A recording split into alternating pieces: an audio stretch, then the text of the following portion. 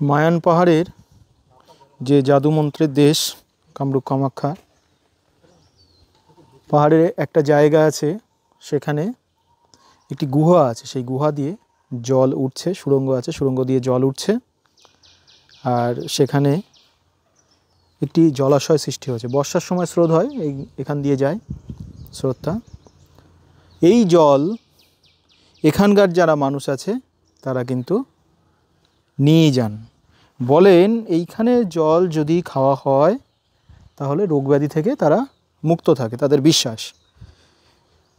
এবং এই জলের মিডিলে একটি গণেশ মূর্তি আপনারা দর্শন করতে পারবেন, বহু পৌরাণিক গণেশ মূর্তি।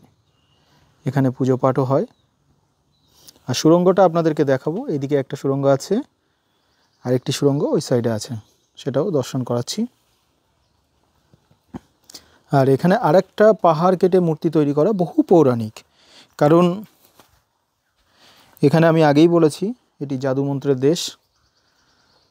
তো পৌরাণিক যারা জঙ্গলে পূজা পাঠ করতেন তারা কিন্তু বিভিন্ন ধরনের পাথর কেটেই মূর্তি তৈরি করে এবং সেখানেই পূজা পাঠ করতেন। এখানে মূর্তিগুলো একটু ক্লোজ করে আপনাদেরকে দেখাচ্ছি,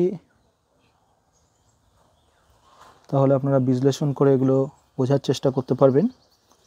এখানে দেখুন একটি মূর্তি, এখানে শিব পার্বতী বসে আছে।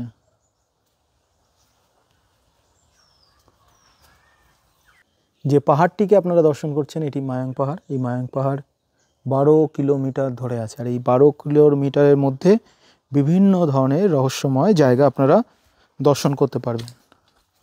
আর যারা সাধন ভজনের জন্য আসবেন অবশ্যই কিন্তু এখানে সাধন ভজন করে আপনারা উপলব্ধি পাবেন এবং ঈশ্বরকে যে কামনা নিয়ে আসবেন, যে সিদ্ধি নিয়ে আসবেন, যদি ঠিকমতো করতে পারেন এখানে কিন্তু সিদ্ধি পাওয়া যায়।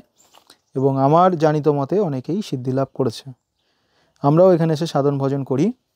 আর এখান দিয়ে একটি সুড়ঙ্গ আছে, আর ওই সাইড দিয়ে ঠিক মিডিল থেকে কিন্তু জলটা আসে এই পাহাড় থেকে।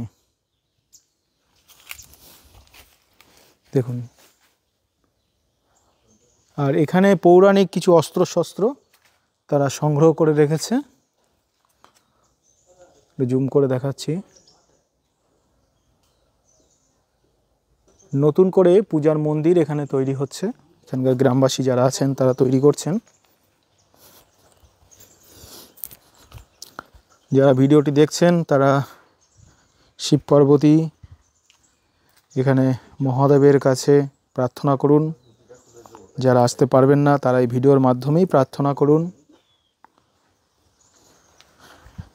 এবং গণেশ বাবার কাছে প্রার্থনা করুন।